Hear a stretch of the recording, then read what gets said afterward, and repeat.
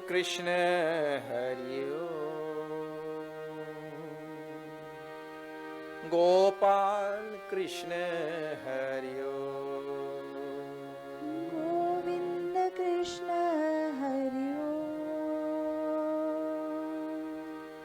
Gopal Krishna Hari Om. Govind Krishna Hari Om. Gopal Krishna Hari Om. Govinda Krishna Hari Om. Gopal Krishna Hari Om.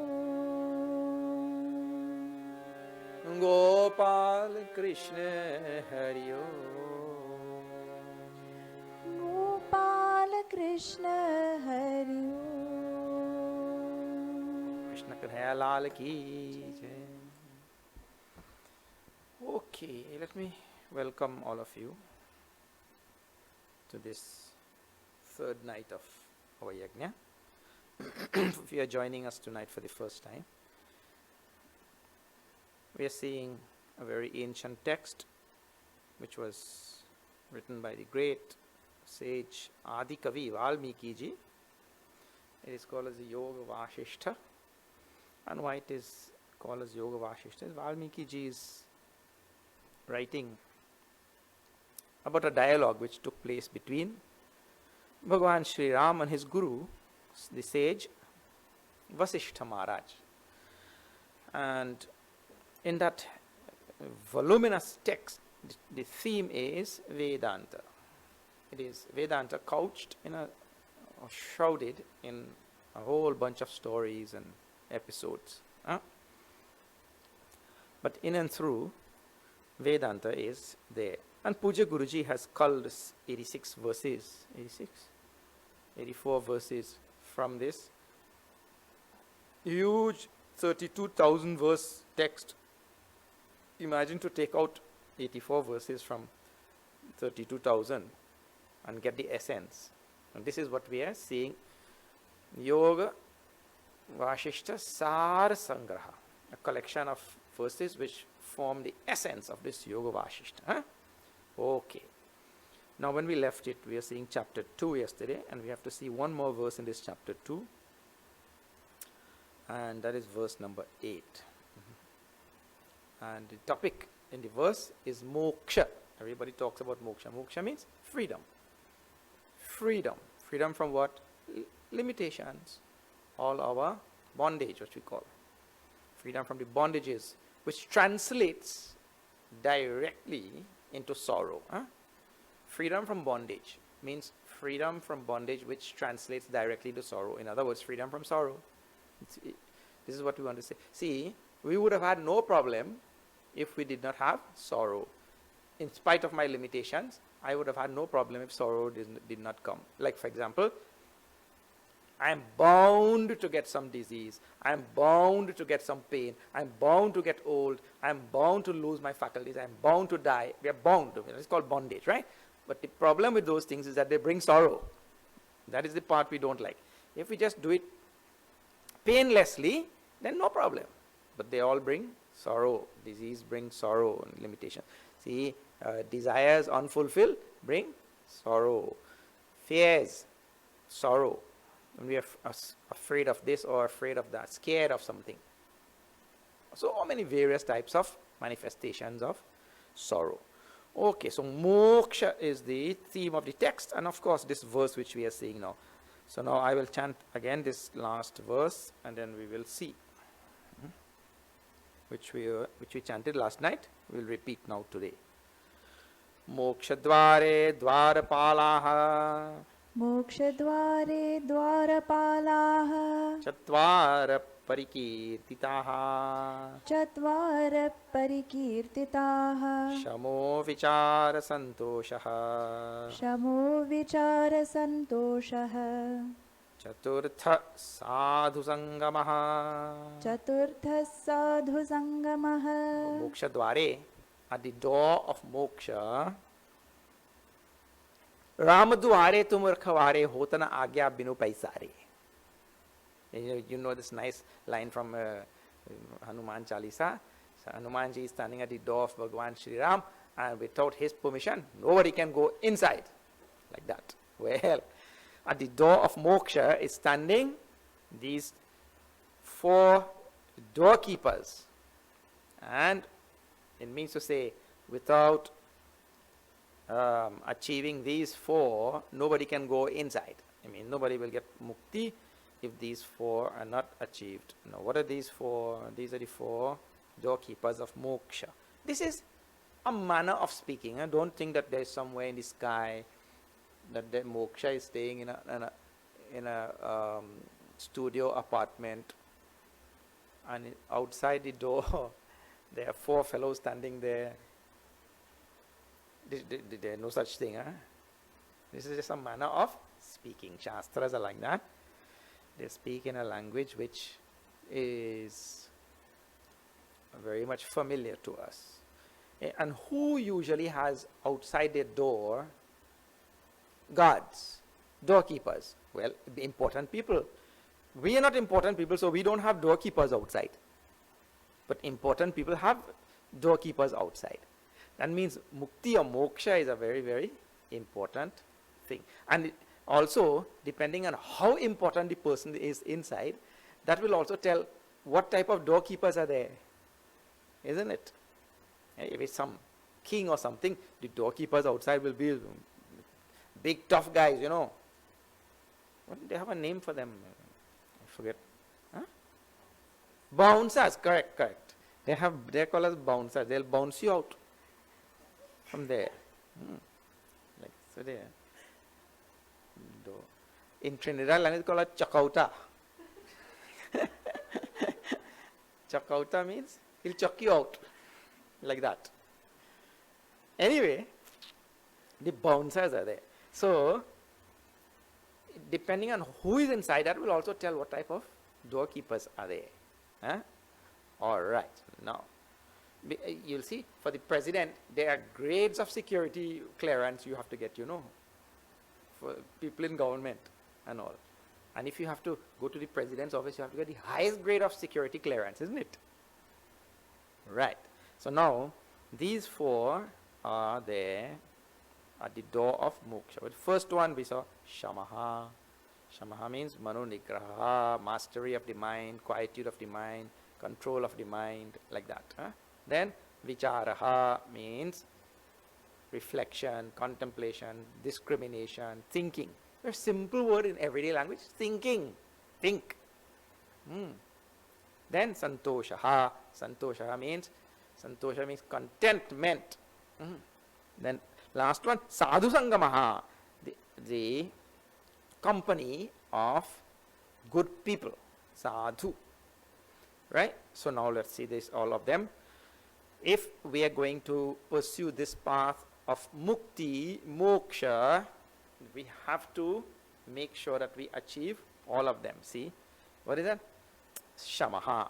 And shama is accompanied by many other shama, dhamma, uparama, titiksha, ityadi. You have studied already. I'm sure all of you would have heard. So it just represents that group by upalakshana.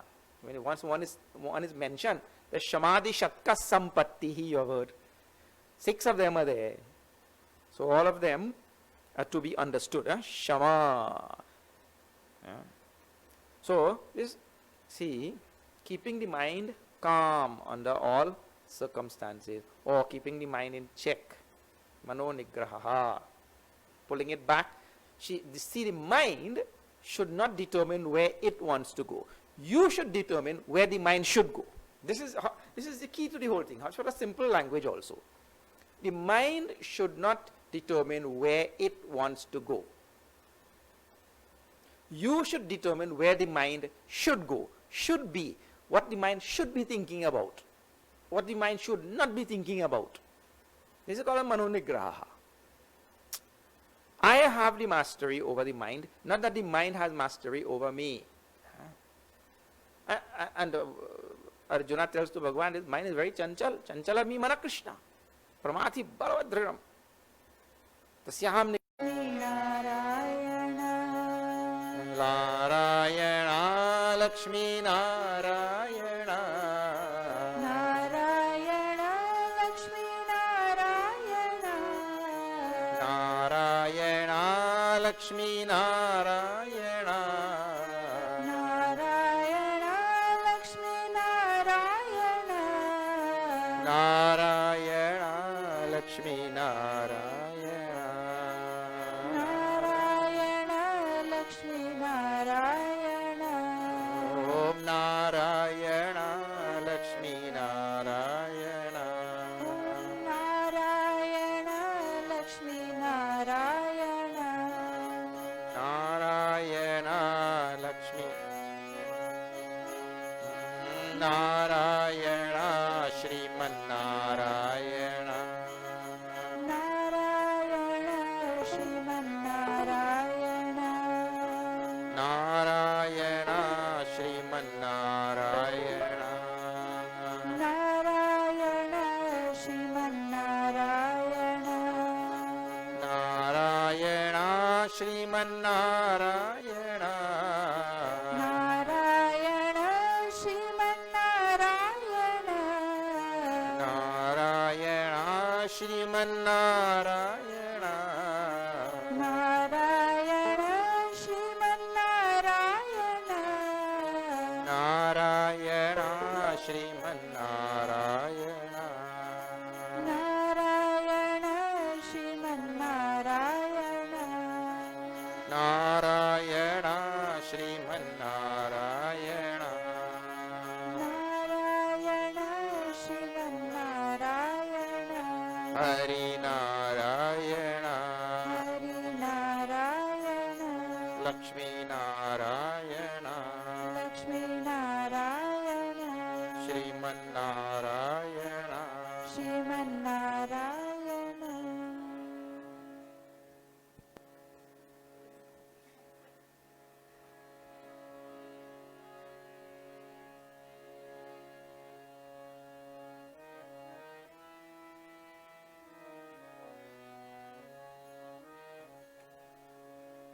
जय राधा माधव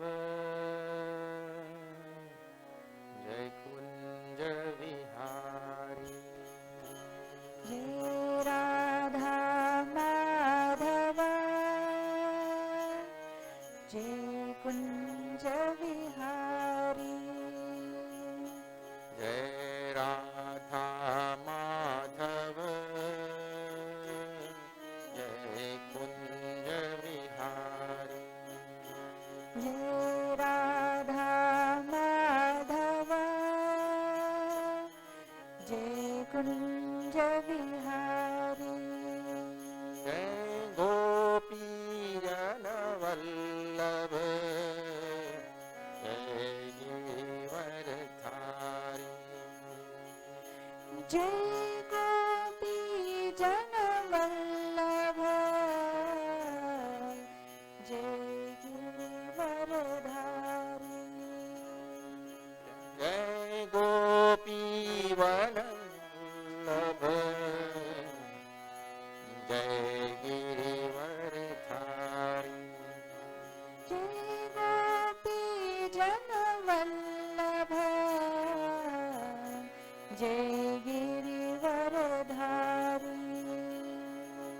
जय राधा माधव जय कुंज विहारी जय राधा माधव जय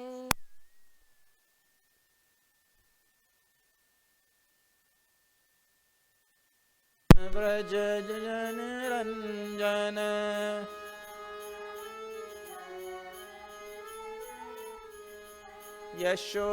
यशोदानंदन व्रज जन रंजन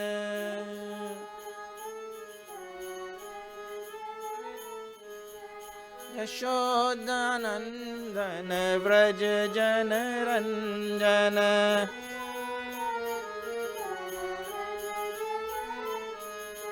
यमुना तीर वनचारी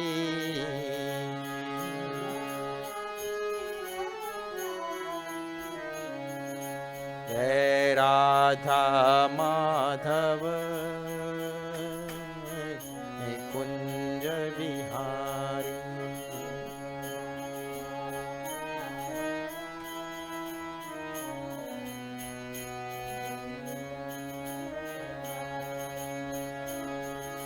Jai Radha Madhava Kunja Vihari.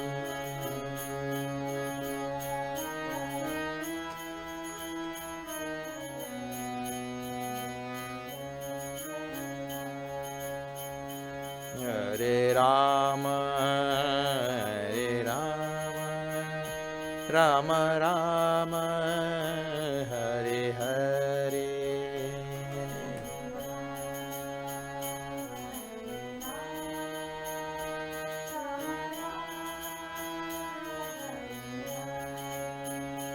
Hare Krishna, Hare Krishna, Krishna Krishna, Hare Hare.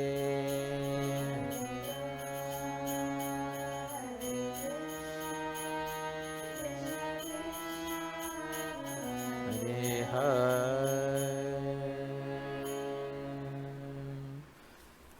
Shama Vichara Santoshaha Chaturtha Sadhu Sangamaha.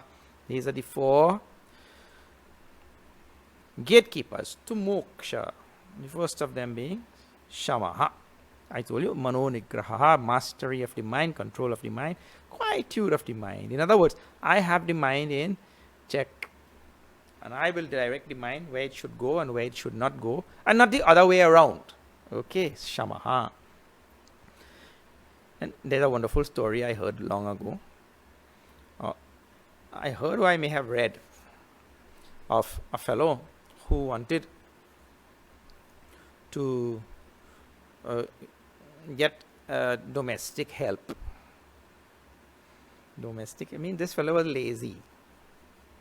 So he thought, why I have to do all of this work around this house, in this house, outside the house, everywhere. So he went to a great sage and he told, oh sage, why don't you give me some genie?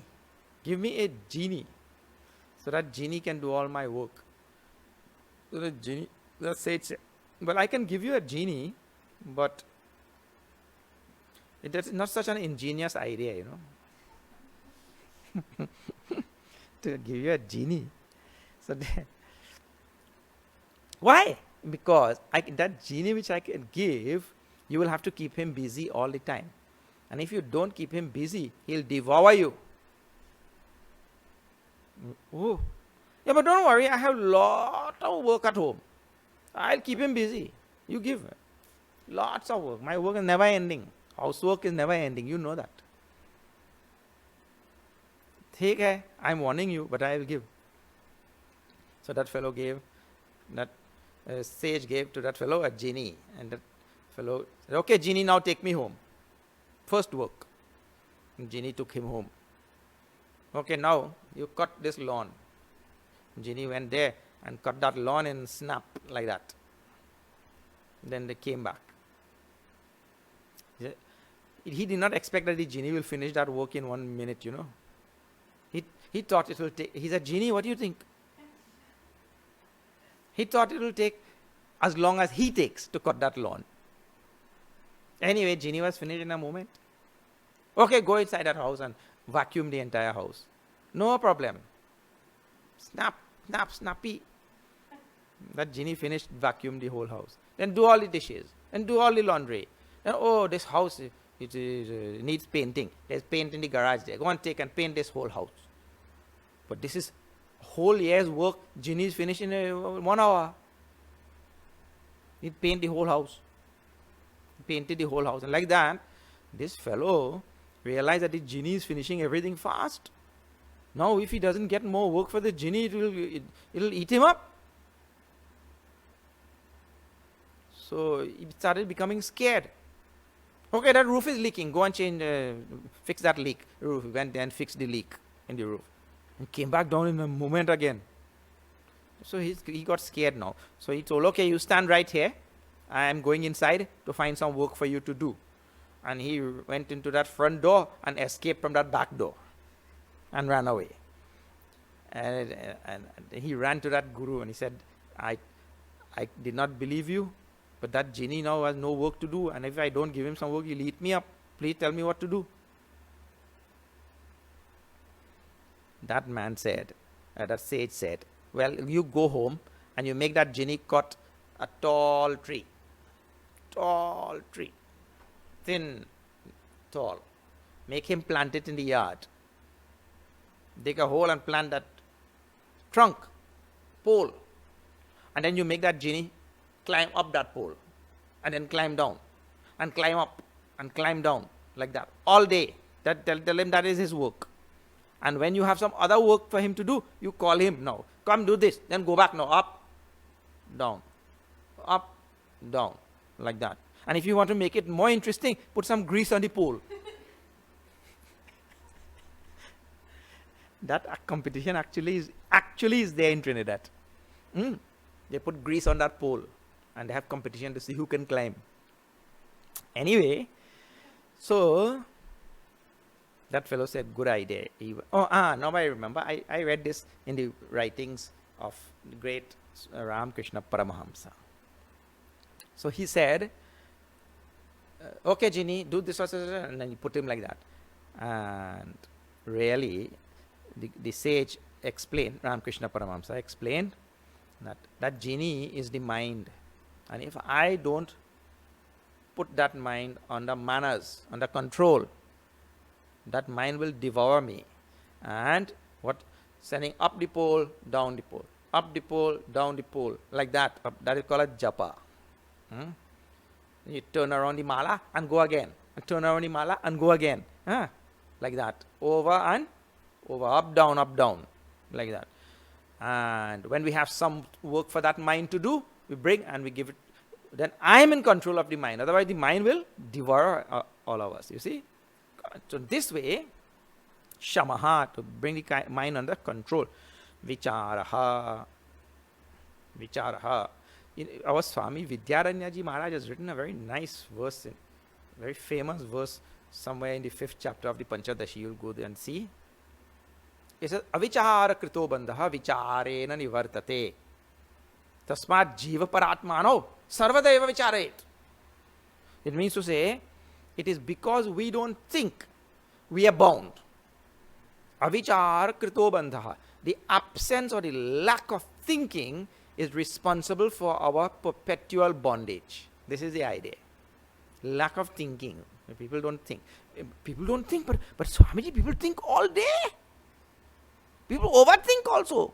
What do you mean lack of thinking? It means correct thinking in the right direction. And yesterday we talked about effort in the right direction, isn't it? Self-effort. There are many beings and many creatures that make so much effort. And I gave the example of a donkey. It puts so much effort to pull such a big load. But in the end, the donkey gains nothing. In the very same way now, proper thinking. And when we talk about thinking, we mean, and there, Vidyaranya Swamiji has given also. Tasmat jiva paratmano sarvadeva vicharet. What we are supposed to think. Not which horse is going to win that race. That's what we are thinking. People go there and stand and see, oh, this horse, his tail is a little bit higher. He will win. What thing we waste our all intellectual might in thinking, all futile things, trivial and senseless things. Jiva paratmano. The relationship or the difference. Even Lakshmana is asking to Bhagwan Ram. I told you this on previous day. Ishvara jiva bheda kahu sakala kahu samujhai. You tell me the difference between Ishvara and jiva. And difference or what is a connection or relation? It means the same thing. Like that. So this is what we should be thinking in that direction. It's called as vichar. Proper thinking, reflection, and contemplation on higher things. How am I related to this universe? What is Jiva, Jagat and Jagadishvara? Jiva, Jagat, Jagadishwara, 3 J's. What are these 3 J's? And how are they related? How are they different? Like that. That kind of vichar. This is called as vichar. Then mukti will come. Then santoshaha. Santushta satatam yogi yatatma dhrira nishchaya santushtaha. Santosha means contentment. Santosho yena kena chit. 2 times Bhagavan uses this word in 12th chapter. You must have seen. 12th chapter of Bhagavad Gita, you will see.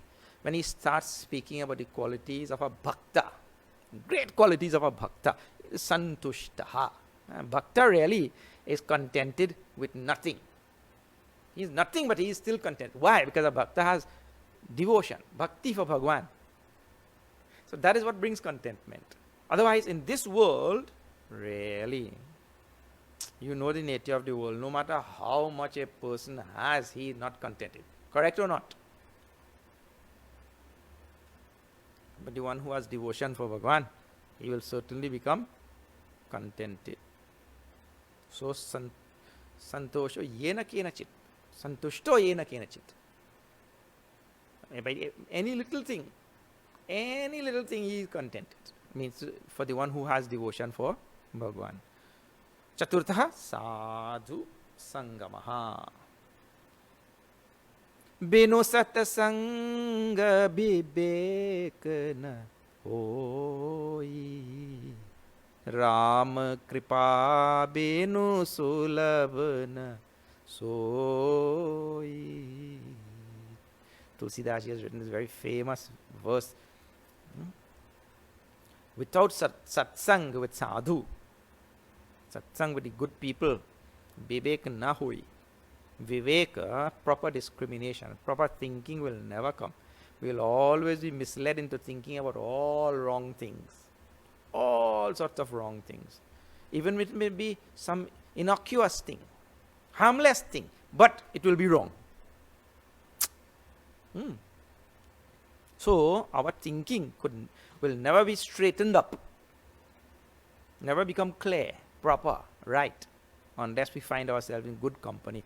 In Uttarkand of Ramayana, Bhagavan Shiva begs Bhagavan Ram to have satsang. So, like that, throughout that Ramayana, from beginning to end, satsang is spoken about. And we know also the same scriptures tell, keep away from bad company. Sadhu sadhu, sadhana sukha sari, sumira hi ram dehi gani gari. He gives, Tulsidaji gives nice example. He says you take a parrot and put it in the house of a sadhu, and another parrot you put it in the house of a wicked person. Then after some time you come back. You take those parrots back. Then what will happen? This parrot in the house of sadhu, sumira hi ram. He will go on chanting Ram, Ram, Ram. And parrot from the house of wicked person, dehi gani gari. Gali denge aapko. He'll give you all curses. This Sangha.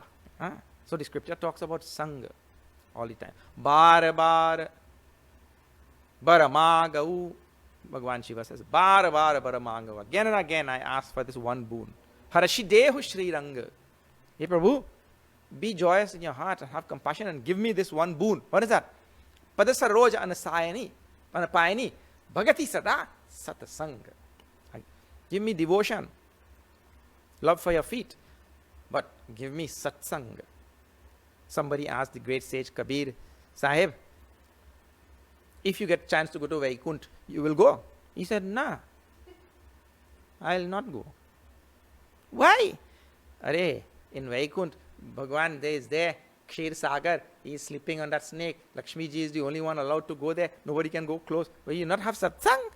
What I'll do there? Drink milk? I can drink milk right here, but here I can have so much of satsang. So, this satsang, I tell you, satsang really is the catalyst for every spiritual practice. It is the catalyst really. Satsang is where, suppose I am in the path of devotion, bhakti. Satsang is where my devotion will ripen, mature. It becomes the catalyst. If I am in the path of karma yoga, satsang is where I will get inspiration to do seva, service, karma. And if I am the path of jnana, satsang is where my viveka will blossom. Binu satsang vivek na hoi. It is a catalyst for any practice of spirituality, I tell you. So satsang is where we are supposed to. So these are the 4 gatekeepers to moksha. Now the sage VAASISHTHA continues in the next chapter, and he speaks about bondage and mukti from a different standpoint now. So just now, bondage mukti was spoken of first from the standpoint of vasanas. Okay, you remember that? Then, bondage mukti spoken about now in this last verse. The person who doesn't have mano nigraha or shamaha, vichara, doesn't do, the person who is not santushtaha, not contented, and the person who has no satsang, he'll be bound all the time.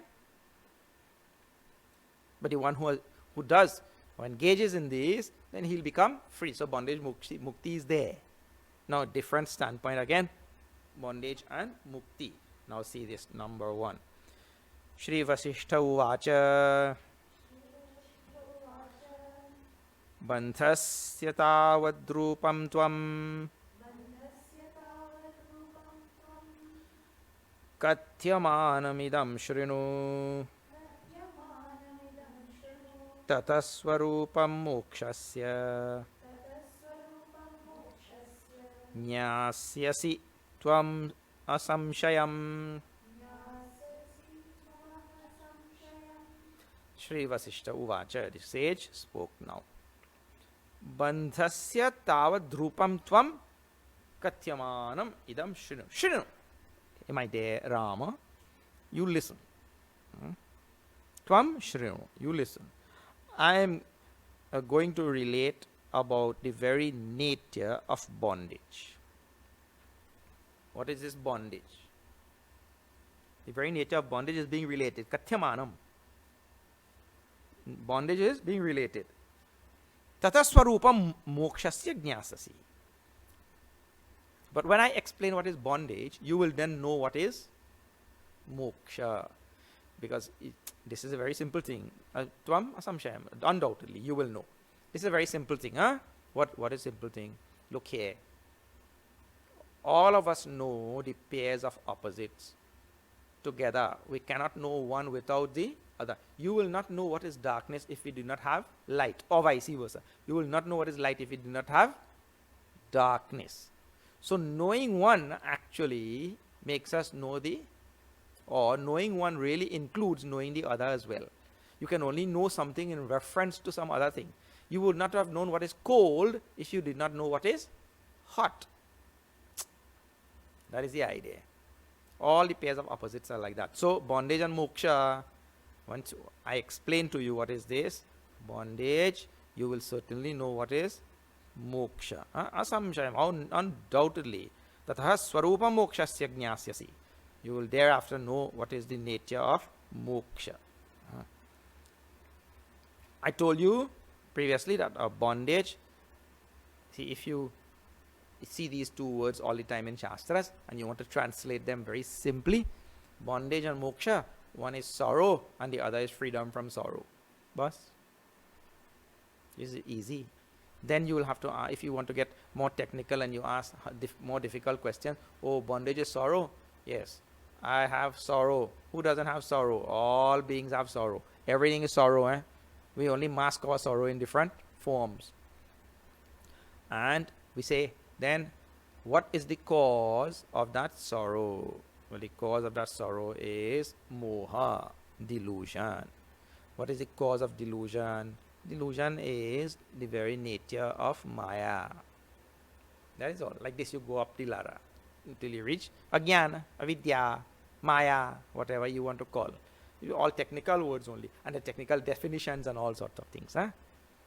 So this bondage, I am going to, it is being explained by me now. You shrinu, you listen. He's telling to Bhagwan Ram. Meaning to say what? Bhagwan Ram in Rama is telling Lakshmana, you listen. Sunahu tat mati chit mana lai. You bring all your faculties, your mind, intellect, and all your memory and everything. Bring it and listen.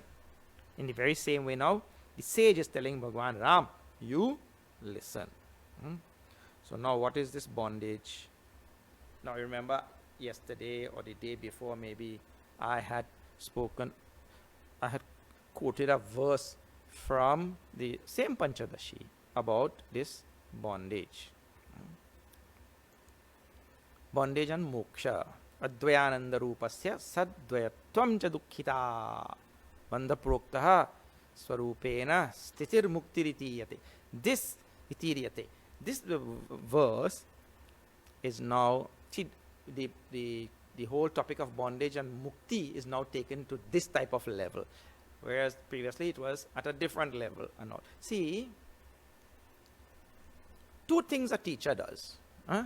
Teacher, when he's sitting there, a student comes, right? So the teacher has now this duty to teach this student.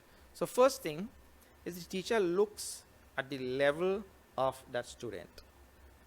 What level the student is at, and teaches from that level, going up. That is like any other thing. If you move from India and you move to America, then you have to go to school. You have to go in a certain class. So what they will do, they will give you some sort of assessment, and they'll say, okay, your level of education really matches this class, so you sit in this class. Like that. Some assessment will be there. So somebody who is in that grade will fit into some, or will match some particular grade over here. You see? In the very same way, so the teacher has to assess, asking questions, looking, observing this, and then teach. And from the student's question also, the teacher will know. So that is one thing he does. It starts at the level where the student is at. Okay. Second thing is, that student will not, when the teacher teaches, right? Student will not always be at same level. That student also will improve. Let's see our Vedanta course. In beginning, we start with all Tattva Bodha, Atma Bodha, Bhaja Govindam, Ityadi, right? All the texts that have categories and terminologies that are going to be used later on. So the course starts at that level, and then it keeps going, and in the end there's Mandukya Upanishad with Karika, and then there's Brahma Sutra and all sorts of other things. So the teacher also takes the students through different levels. So that was one level. Now here in this verse, the sage VAASISHTHA is, it is not that anything is wrong there in previous discussion on moksha and bondage, mukti and bandha. It's a different level now. See how he describes the how he describes bondage and liberation. Very nicely is given in this verse number 2. Drashtur drishyasya sattahi bandha ityabhidhiyate drashta drishyavashat baddha drishyabhave vimuchyate.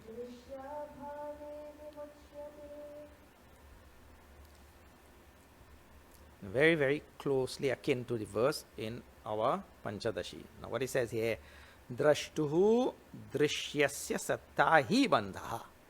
This is the first thing. So what is this bondage? This itself indeed is bondage. What?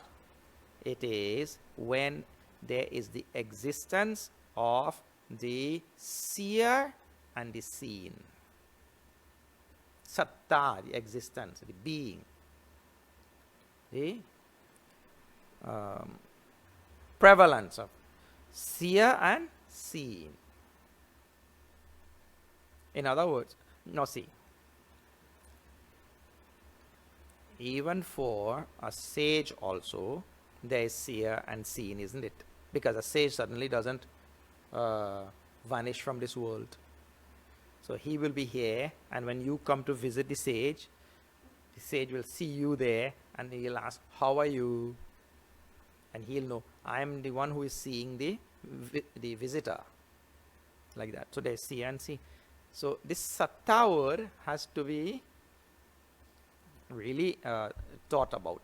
When there is the existence of seer and seen, it means when the seer takes the seen to be different from, unconnected, unrelated, apart from the seer, then the thing is called bondage. This you get?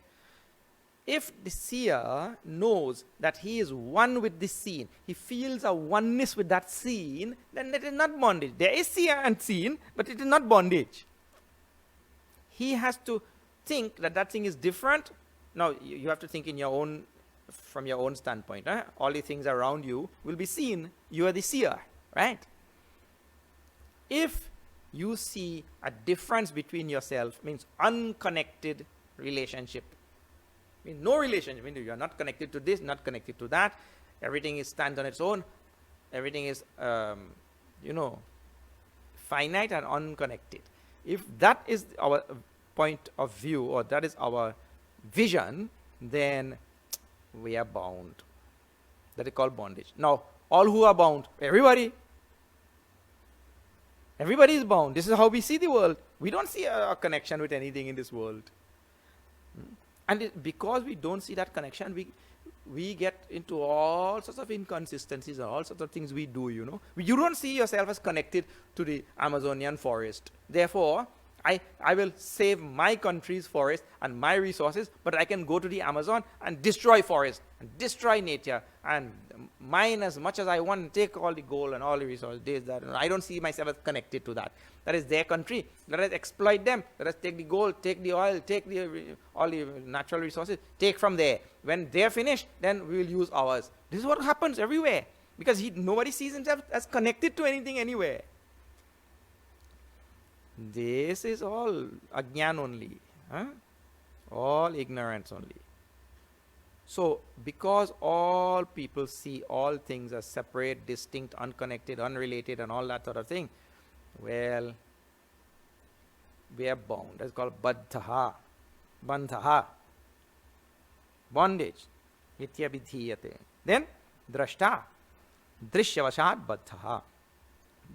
The seer becomes, when this vision is there, I am not connected to that thing. So the seer becomes under the control of that seen. That seen becomes something now covetable. It is not part of me, it is not mine, but I want to get it. You see? Drishyavashat baddhaha. He becomes bound and he runs after that thing. And really, from the standpoint of higher knowledge, what is that? I'm connected to everything, intimately connected to all things in the universe. I have never been disconnected. I can never be disconnected also.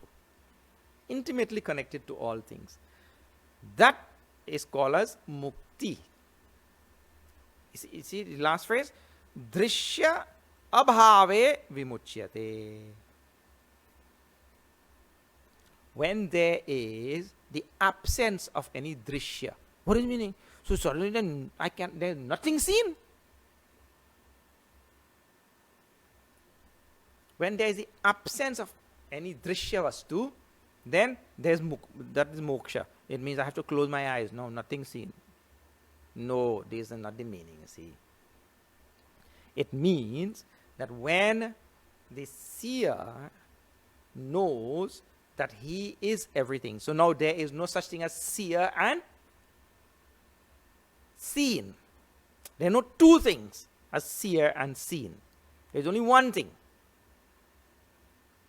And it is the one thing which, just now in a few verses, that one thing, how it has become the seer and the seen, but without losing the oneness. This is a very nice idea.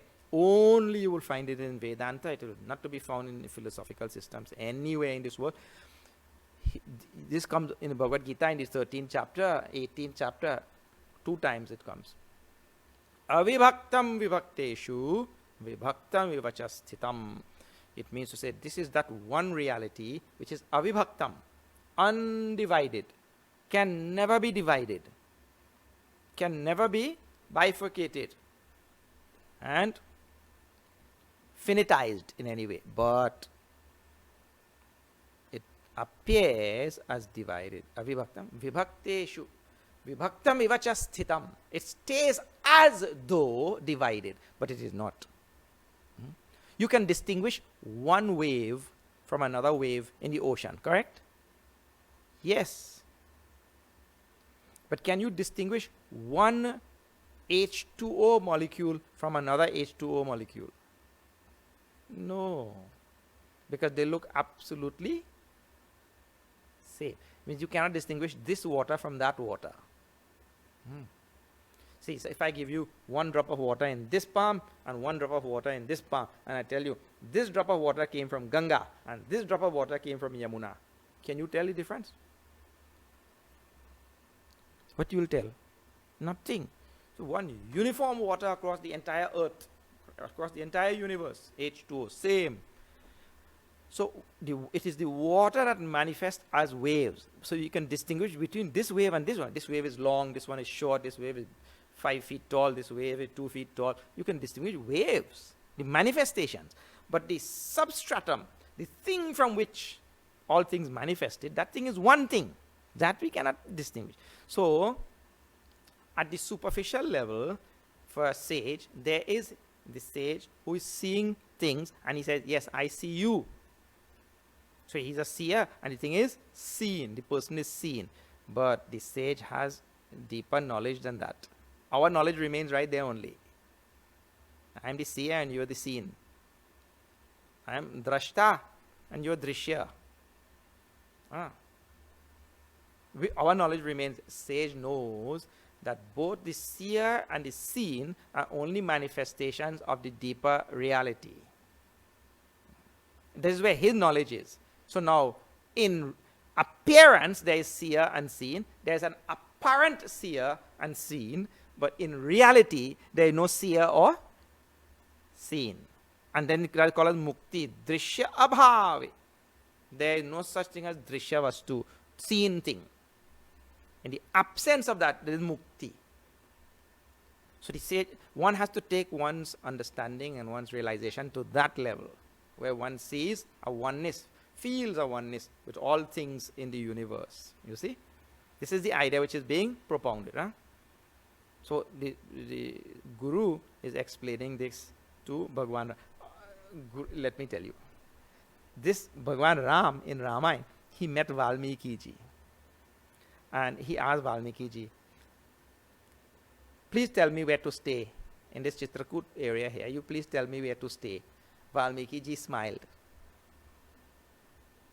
He said, you please tell me where you are not, and then I will tell you where to stay. Bhagwan Ram smiled. But Valmiki ji still told him where to stay. In other words, he knows that Bhagwan Ram knows everything and he's all pervasive and all of that. But the Guru Shishya relationship is there first of all, and Bhagwan Ram is playing a certain role. He's taking an avatar to play this role, and in that avatar time, he had a guru called as the sage VAASISHTHA, and that guru has a role to play to teach the disciple. So they are playing out their roles very nicely. So here also, not that Bhagwan Ram doesn't know any of this. He will know. But the Guru is telling what is bondage and what is moksha like this. Alright. Now, number 3. We'll see.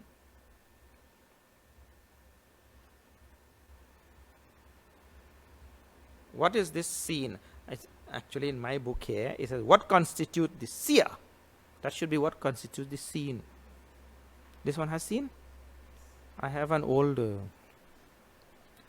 I have an old edition, it has corrected in a later edition. So what really constitutes the scene? Now see, just now he ended with where there is the absence of drishya, scene. So now what actually is happening is really this sort of thing. The student will ask, but Guruji, I see everything in front of me. How there can be absence of anything seen? As soon as I open my eyes, and here seen doesn't only mean seeing with your eyes. You can close your eyes and still see things. A memory pops up, a feeling in your heart, or you can see it. So it is anything that is objective, that is the idea. Anything that is objective, anything that is not me, other than me. So I am the one who is seeing the thought. So I can close my eyes and see that thought. So it's an objective thing. It's observed by me. The scene includes all of that. Right? So the student will ask the teacher, but you're talking about the absence of anything seen. How can one ever reach that state? Well, one has to start from the beginning. Where you will start? So from the beginning, there is an analysis of the seen, and there is an analysis of the seer, and later on, what is the relationship between the seen and the seer? The seen and the seer. Now you know in science also, science studying this thing also very slowly, science is coming to realize that there is no such thing as the objective observation of a scientific experiment. What? Yes. There is no such thing as the objective observation of a scientific experiment. What is the meaning of that? Science has now discovered that the person who is observing the scientific experiment, he affects the experiment. The experiment is affected by the observer. How? But that is something objective and unconnected. Oh, you thought it was unconnected. Your science has taught you up till now that it is unconnected. But the observer is intimately connected to the observed. So slowly science is coming to awaken to this reality. The observer, see, they have not yet made that statement that the observer is intimately connected to the observer. But don't worry, they will make soon. So this is what is being taught in Vedanta for thousands and thousands of years. Not only are they intimately related, that we go further than that. They are one and same. The water of the North Pole is same water connected to the water at the South Pole, and you cannot distinguish North Pole water from South Pole water, isn't it? You bring 2 drops of them, you will not know. They are same. So the same one reality connects me, connects you, and connects all things. Vidya vinaya sampanne brahmane gavi hastini shuni chaiva shapakecha pandita samadarshinaha. The wise one sees that one reality that is pervading a dog eater, a learned brahman, an elephant, cow, everything. One reality. This is the wisdom which is seen by the sage. So the student will ask how we can get rid of this drishya, because drishya abhave, in the absence of any drishya vastu. Well, that is a process. And here the process starts. And I told, well, the best thing is to analyze or to look at, observe very closely the things which we are most familiar with. And that is drishya vastu. We are all familiar with this world. We know this world very well. Well, so. We think we know this world, right? So let us see the world now. What exactly is this scene? What is this drishya jagat? That is now the beginning of the analysis, because that is the one we are familiar with. See, jagat twaham त्वमहमित्यादिः मिथ्यात्मा दृश्यमुच्यते यावदेतत् सम्भवति तावन्मोक्षो न विद्यते.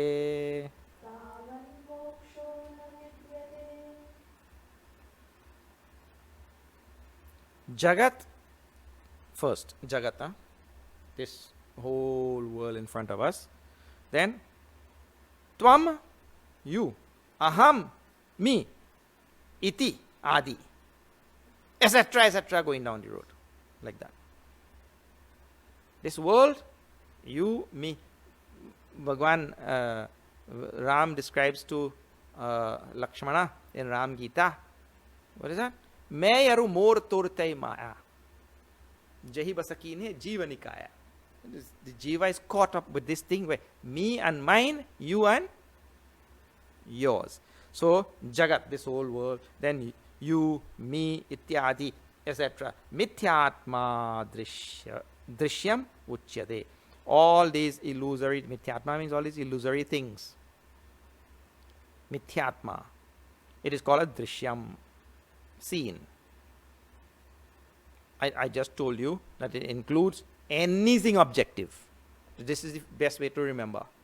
Anything objective, anything that can be perceived by me, anything that can be cognized by me, anything that can be known by me, that thing is called as drishya vastu. It is the seen.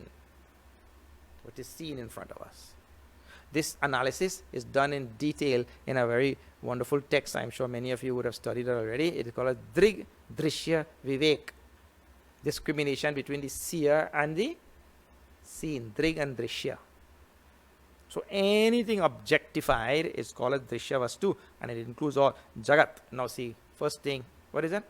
Jagat. Jagat means Jayate, Tishtati, Gacchati. It is born, stays for a little while, and gacchati. They call it Jagat. What is being the world in front of us, you know that. Everything is coming, staying for a while, and going. Like we will also. Coming, staying for a while, and going. Though we want to change that rule, we can't. They're called Jagat. Then Tvam, you, Aham, me, Ityadi. Now the Ityadi is what includes all the other objectified things, objectifiable things, thoughts and emotions and all. I know it. So there's the I who knows the thing. I know my emotion. I know my sorrow. I know my pain. I know my joy. I know my wishes. I know all. But that is a wish. I know it. That's a joy. I know it. So it's an objectified thing. It's all included in Drishya Vastu. Drishya Vastuni means all the objectifiable things. Yavat etat sambhavati, as long as this thing is there, tavan moksho na vidyate. Then moksha is not possible. And now see, it doesn't mean to say that my objective should be to rid this world of objectifiable things. But how you rid? You can get rid of everything in this world or what? So then what is the meaning? As long as this is there, there is bondage. Then moksha is not possible. So how you will get rid of all objectifiable things? Well, this is a very simple thing. You know, many places we see, many times we see, I tell you, if you're a fan of Bollywood films, or I suppose Tamil films also will have the same thing. I don't see it being different. There are too many Bollywood films where I'll tell you the typical story. What is that typical story? Well, in the palace or in the house or wherever in the village, twins are born. Twins are born. Then what happened? At birth, twins get separated. Have you seen this? Oh, Vapre. Ram or Sham, Sita or Gita, Raja or Rank, So I can go on telling so many, all same story only. Beginning when it starts and you see this thing, and you say, Ayyo, you know exactly what is going to, how this whole thing is going to unfold, isn't it? So what happens in those type of stories like this? And Raja or Rank, two princes are born. Then one prince gets taken away to the village.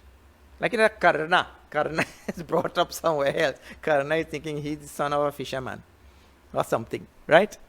Just like that. So that prince got brought up in the village and all that kind of thing. Now see, really speaking, that prince is he's a beggar in that village. He's really a prince. He's thinking himself to be a beggar, isn't it? He's been conditioned to think that I am a beggar. He really is not a beggar. He's a prince. The one in the palace, who is his twin brother, he knows it very well. So, in the very same way, there is no drishya vastu. I am myself drishya vastu. The seer and the seen, they are one and same.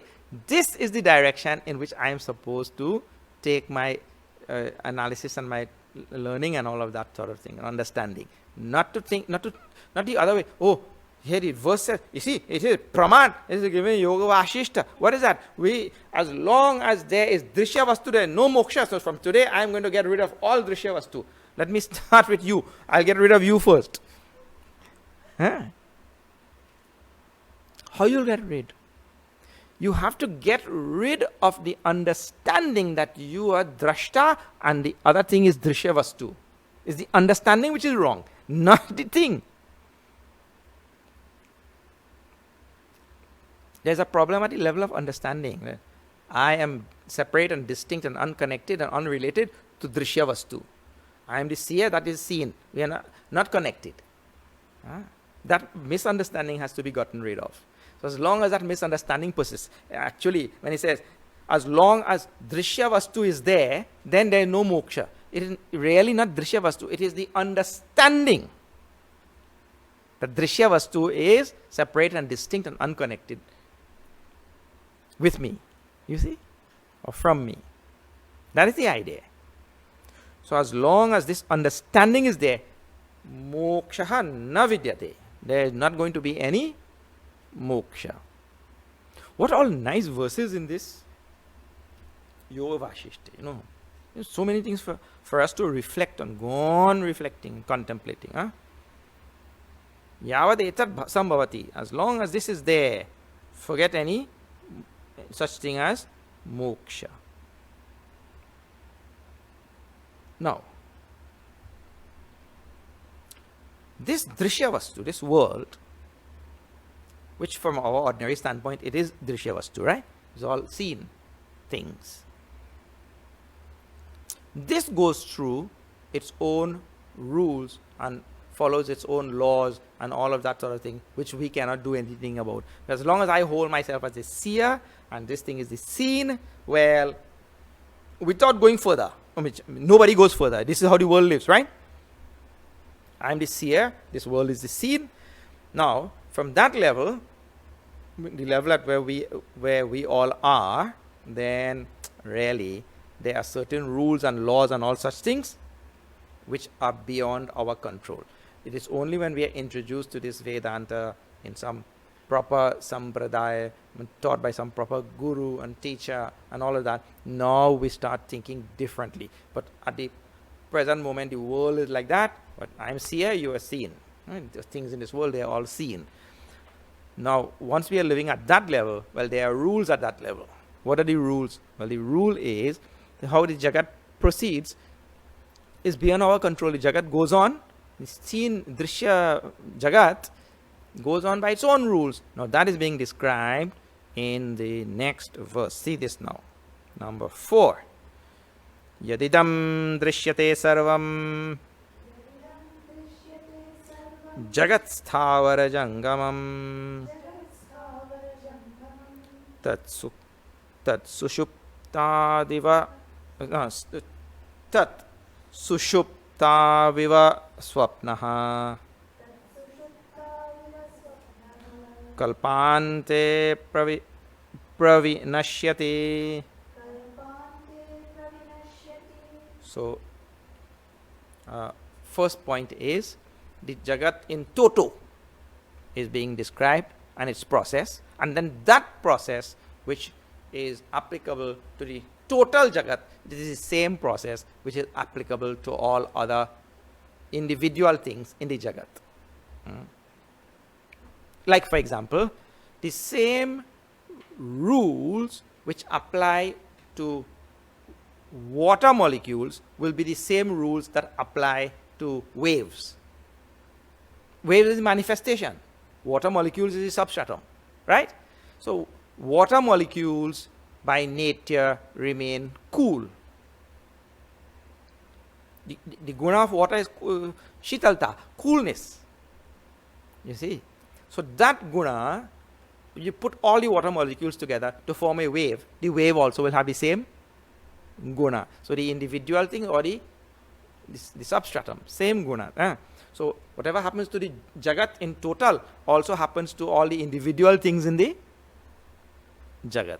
Now see what happens. Yadidam drishyate sarvam Jagat sthavara jangamam tat sushuptadiva sushuptav iva swapnaha kalpante pravinashyati. The Jagat is going through a process of manifestation and demanifestation. This is the idea. The Jagat becomes manifest and kalpante at the end of a kalpa. When you see the Treta Yuga, Satyug, Treta Yuga, Dwapar Yuga, Kali Yuga comes to an end. 4.32 million years come to an end. Then what happens? It goes now into unmanifest. Pravinashyati. Pravinashyati means it goes out of manifestation. Now this whole Jagat, now you know that whatever is true about the whole Jagat, see, Satyug, Treta Yuga, Dwapar Yuga, Kali Yuga, and then it goes out of manifestation, and again after a long time it comes back, right? Manifest again. Now all of these things, same thing is happening to all the individual things and beings in this world or not? You think? Now in this Kali Yuga alone, right? So we were born just some few years ago. So it became manifest. So you'll be manifest forever or what? No, you'll go out of manifestation. And then again become manifest somewhere else. So all the individuals also are going through the same thing. No tree lives forever. The tree is manifest for a certain amount of years and then goes out of manifestation. So all the individual things are going through the same world process. Kalpante. For the world it is called a kalpa. For a human being it is called a lifetime. And I'm born at this time, then I live for that lifetime, and then at the end of that lifetime, unmanifest we go. So now, please see this teaching of the Yoga VAASISHTHA. This really is the fundamental teaching of Sanatana Dharma. It is not that the world is created or the world comes into being.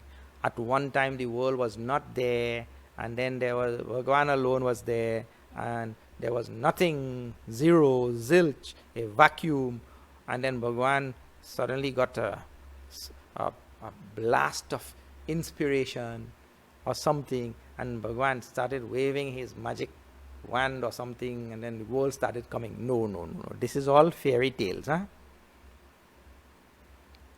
This really tells about the teaching in Sanatana Dharma, and that is the Jagat and the Maya and Bhagavan, they are coexistent and eternal. Always there. In other words, the world was always there, either in a manifest form or in an unmanifest form or in half and half. Because now even science will tell you that there are planets, many planets across this universe that are being destroyed, and then materials are coalescing in other places and more planets are being formed, isn't it? Like for example, there are big meteorites, huge one. Just last week or the week before, they were telling that one of the NASA space probes is landing on one of those meteorites. So that meteorite is there for a very long time. It can collect all sorts of debris and dust and all things from the space that are floating, which is so countless in number, floating in space, and it itself can form a planet. And if it has the right conditions, life can be there, like that. So anyway, planets are formed, planets are destroyed. So things are constantly going out of manifestation, and things are constantly coming into manifestation. So when we use this word avyaktat vyaktaya sarvaha, when we use this avyakta and vyakta word from 9th chapter of Bhagavad Gita and this sort of thing here, right? We're talking about really technical things. It is not that anything is created. It is that everything is already there in the unmanifest and it is just becoming manifest. No new things are created. No new things are created in the world. If there is a new thing which is created, it means to say that there was something which was missing in the universe and Bhagavan did not know about. Suddenly he remembered it. And then he created it. No, it is already there. And if that thing is missing, that means Bhagavan is not infinite. Because if from Bhagavan that thing is missing, means he lacking something. Let us say some new thing. Gifu. So Gifu is not there. Suddenly Bhagavan said, I had forgotten Gifu. So if Gifu is missing from Bhagavan, Bhagavan is not infinite then. How do you say infinite when one thing is missing? So everything in the universe already is there. Yadam drishyate sarvam jagat sthavara jangam, all moving, unmoving things. And they come to an end just like, at the end of a kalpa, just like when I am dreaming and I have a whole dream world with me in that also. And then I go into deep sleep. Then what happens to that dream world? I wake up. Either one. What happens to the dream world? Vanishes. See? So this is the process which the universe is going through. Same thing which all individual things are also going through. Vanishes means not destroyed. Goes into unmanifest. Like that. Okay. Now I will have to stop because our time has run out, but I'll speak about the next verse. Very nice. When the world dissolves, this whole Jagat dissolves, where does it go? Dissolves into what? It's a very big question. Okay. All right. We'll see that tomorrow.